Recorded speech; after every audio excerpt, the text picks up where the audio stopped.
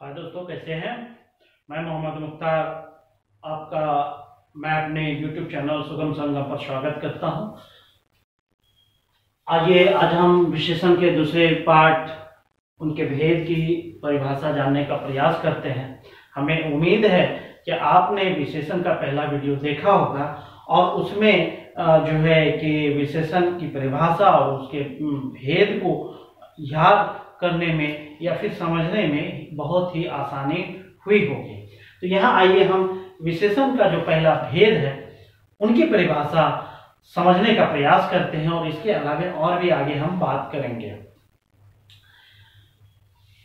तो विशेषण की पहला भेद है दोस्तों गुणवाचक विशेषण। आइए उस पर हम बात करते हैं कि ये गुणवाचक विशेषण क्या है और हम कोशिश करेंगे कि आपको जितनी भी आसान से आसान तरीका हो आपको याद कराने का प्रयास करेंगे और कोशिश करेंगे कि वीडियो समाप्त होने से पहले ये विशेषण की परिभाषा आपको याद हो जाए। तो देखिए दोस्तों, कहीं भी जाने की जरूरत नहीं है, ज्यादा परेशान होने की जरूरत नहीं है। ये इसमें नाम में जुड़ा हुआ है गुण। ठीक है, गुण क्या है? किसी का जो है कि विशेषता है, किसी की मनोदशा है। अच्छी चीजें बुरी चीजें दोनों जो है वो गुण में गिनी जाती हैं, ये याद रखना है। उसी को ध्यान में रखते हुए हमें गुणवाचक विशेषण की परिभाषा बनाना है। ठीक है दोस्तों, देखिए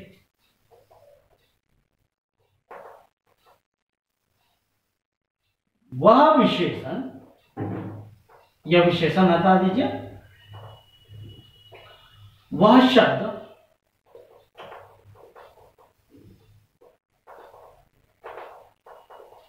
जिससे किसी वस्तु के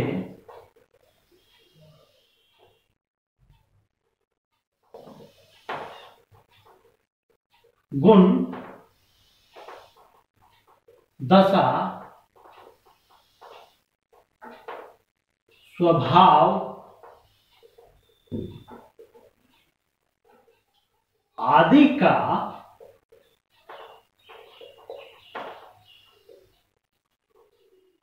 बोध हो उसे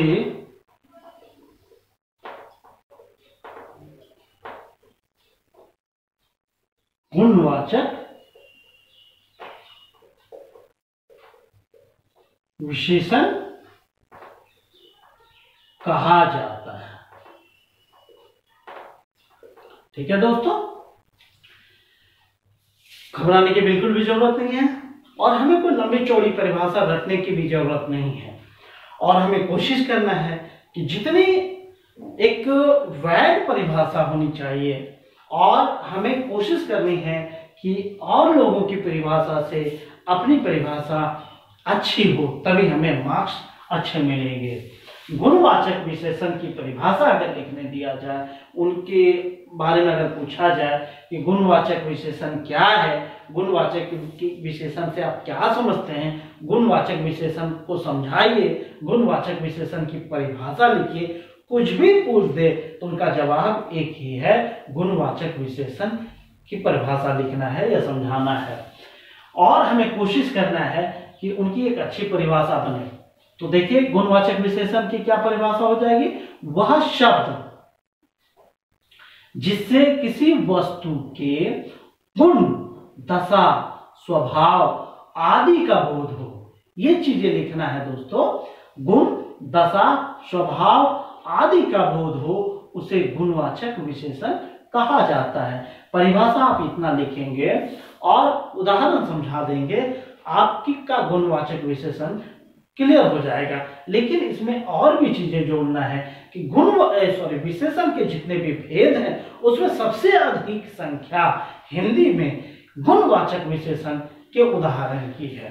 तो हमें यहाँ पे एक वाक्य और जोड़ देना है कि हिंदी में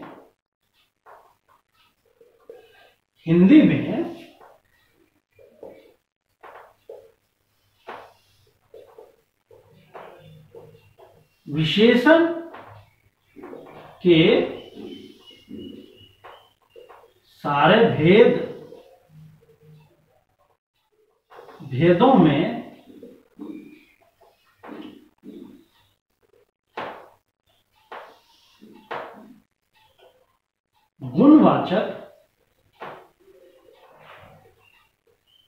विशेषण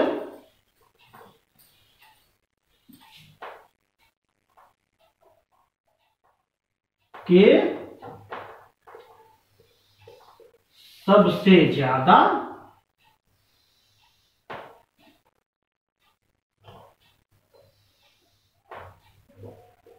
उदाहरण मिलते हैं।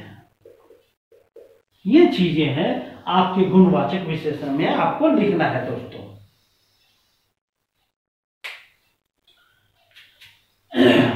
तो एक बार फिर से गुणवाचक विशेषण क्या है? जिस शब्द से किसी वस्तु के गुण, दशा, स्वभाव इत्यादि का बोध हो उसे गुणवाचक विशेषण कहा जाता है। हिंदी में सारे विशेषणों में गुणवाचक विशेषण की संख्या सबसे ज्यादा है। ये बातें आपको गुणवाचक विशेषण में लिखना है। उदाहरण में हमें कुछ कंडीशन बताना है।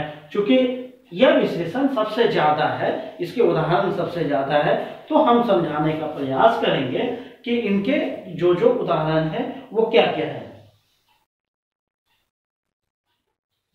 देखिए,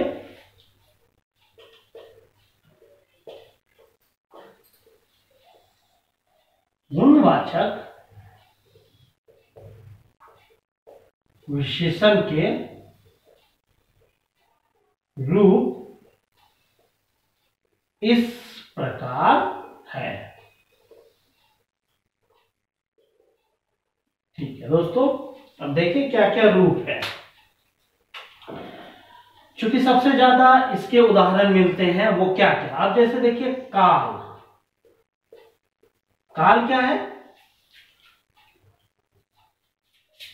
काल देखिए प्राचीन, नवीन, भूत, भविष्य,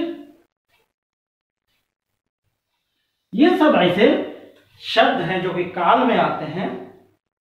ठीक है दोस्तों, अब जैसे और है, इसमें और जोड़िए,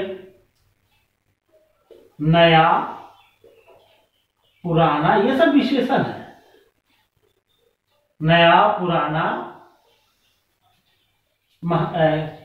इत्यादि हो गया। काल में ये सब चीजें हैं। जो काल है वो जो है कि गुणवाचक विशेषण का रूप है। ठीक है दोस्तों, अब जैसे और दूसरा उदाहरण ले लीजिए, जैसे स्थान का। स्थान से रिलेटेड, संबंधित जो शब्द है वह गुणवाचक विशेषण में आता है। अब वो देखिए कौन कौन से शब्द है। जैसे ऊंचा, नीचा, शकरा, रेतीला,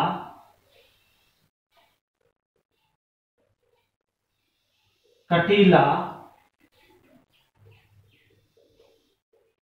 चौरस, ये सब ऐसे शब्द हैं जो गुणवाचक विशेषण के हैं।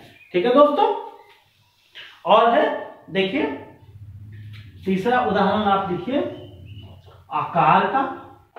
आकार से संबंधित जो शब्द है वह गुणवाचक विशेषण में आता है। देखिए कौन कौन से हैं। जैसे गोल,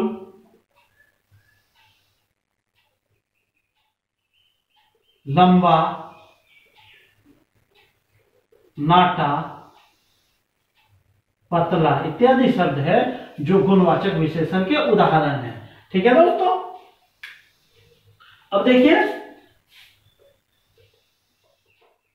रंग से संबंधित जो शब्द आते हैं वो भी गुणवाचक विशेषण के उदाहरण में से, उनके रूप में से आता है। जैसे देखिए लाल, पीला, सफेद, जो रंग है, जितने भी रंग है, सफेद, और सफेद हो गया, काला,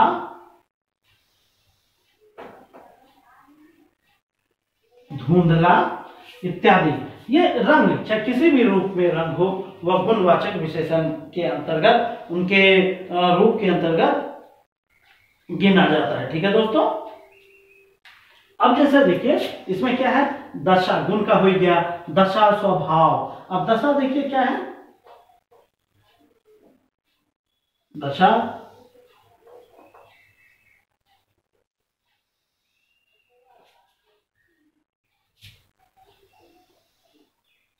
रूही, लंबा, ये सब दशा है। ठीक है, पतला इत्यादि ऐसे जो है कि शब्द है वो दशा का रूप है जो गुणवाचक विशेषण में गिना जाएगा। और देखिए इसमें गुण शब्द भी है, वो भी हम जोड़ दें इसमें कि गुण का क्या क्या रूप है जो गुणवाचक विशेषण में आता है। जैसे गुण, किसी का भी गुण क्या होगा, जैसे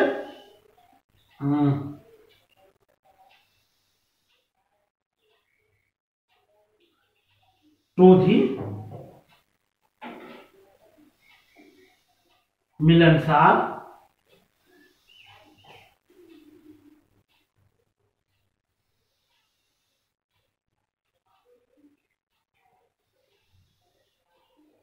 लगनशील इत्यादि ऐसे शब्द है जो गुणवाचक विशेषण के अंतर्गत गिने जाते हैं। तो एक बार फिर से दोस्तों, गुणवाचक विशेषण क्या है, तो हम कहेंगे कि वह शब्द जिससे किसी भी वस्तु के गुण, दशा, स्वभाव इत्यादि का बोध हो उसे गुणवाचक विशेषण कहा जाता है। हिंदी में जो विशेषण है उसमें सबसे ज्यादा गुणवाचक विशेषण के रूप पाए जाते हैं। उदाहरण में ये सारे आप उदाहरण लिख देंगे, आप यहां तक भी लिखेंगे चलेगा, लेकिन आपको विशेषण के बारे में विस्तृत जानकारी चाहिए। विशेषण के बारे में आपको थोड़ी अच्छी जानकारी रखनी होगी, तभी आप उदाहरण में से समझ पाएंगे। जैसे कि उदाहरण में हमें कहीं पूछ दिया जाए, अभी हम समझाने का प्रयास करेंगे कि गुणवाचक विशेषण कैसे उदाहरण में से लिखे जाते हैं। तो आप इनका स्क्रीनशॉट ले लें दोस्तों, फिर हम इन्हें डिलीट करेंगे और उदाहरण द्वारा हम इन्हें समझने का प्रयास करेंगे। ठीक है दोस्तों, अब हम मिटाते हैं।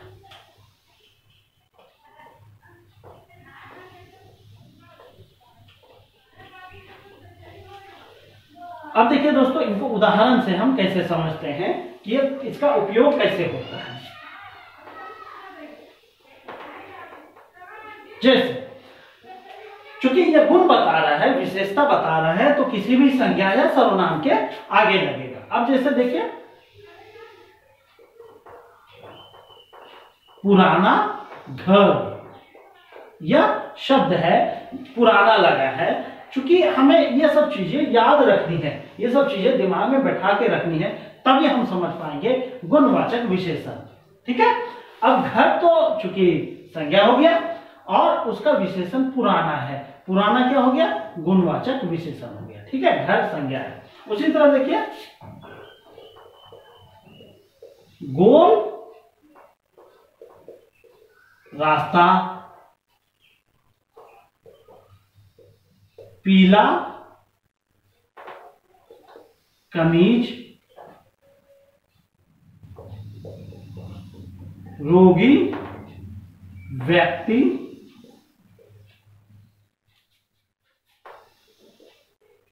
पतला धागा, ये सब उदाहरण है जो गुणवाचक विशेषण के रूप में गिने जाएंगे।